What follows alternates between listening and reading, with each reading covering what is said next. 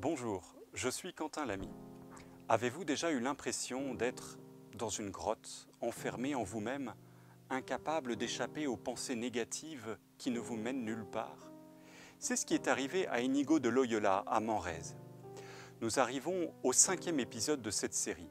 Récapitulons, il a été blessé à la jambe et cela a ruiné ses rêves de gentilhomme. Il a rencontré Jésus dans les livres et veut le suivre. Il a quitté sa famille et décidé de changer complètement de vie. On le retrouve maintenant arrivant en terre catalane. Il a en tête de partir un jour pour Jérusalem. Et pour cela, il devrait d'abord aller à Barcelone. Mais ce n'est pas ce qu'il fait. Il connaissait là-bas beaucoup de gens qui l'auraient trop bien traité. Ce qui arrive à Inigo nous arrive parfois lorsque nous nous rendons compte que nous avons fait quelque chose de mal. On veut se racheter en allant dans la direction opposée.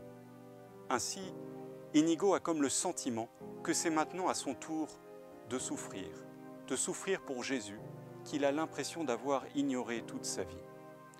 Au lieu de se rendre à Barcelone, il choisit donc d'aller à Manresa, une ville beaucoup plus petite, moins de gens, un anonymat total. Cela lui convient. Là, on le verra comme une sorte de saint, pauvre, qui se consacre à aider les autres. Il embrasse un nouveau mode d'existence. Mais changer de vie, nous le savons bien, ce n'est pas une affaire facile. Pour y parvenir, il ne suffit pas de faire de nouvelles choses. Après quelques mois de calme, Inigo commence à vivre intérieurement une tempête et ses activités caritatives ne suffisent plus à lui faire oublier son passé. Dieu lui rappelle qu'il a une autre mission, une mission qui ne consiste pas simplement à construire un discours religieux et à faire du bénévolat à Manresa. Le passé qu'il a voulu laisser derrière lui en se jetant simplement en avant commence à le hanter. Il se sent mal, très mal. Les souvenirs et la culpabilité le poursuivent. Il se confesse souvent, mais cela lui semble inutile. Il prie de nombreuses heures par jour, mais ce n'est pas un réconfort pour lui. Il vit dans cette grotte dont nous parlions au début, cette grotte qui n'est pas seulement un lieu physique, mais aussi un lieu de l'âme, la grotte dans laquelle nous entrons tous parfois. Mais la sienne semble particulièrement sombre. Il pense à se suicider en se jetant du haut d'une falaise toute proche. Mais à ce moment-là, à l'heure où le désespoir lui laissait croire qu'il n'y avait plus aucune issue, Jésus est apparu. Pas comme un fantôme ou comme quelqu'un que l'on pourrait toucher, non, il est apparu en lui pour l'apaiser, pour le sauver, pour le faire sortir de lui-même. Avez-vous déjà ressenti cela? C'est comme si en vous s'ouvrait un lieu que vous n'aviez jamais vu auparavant.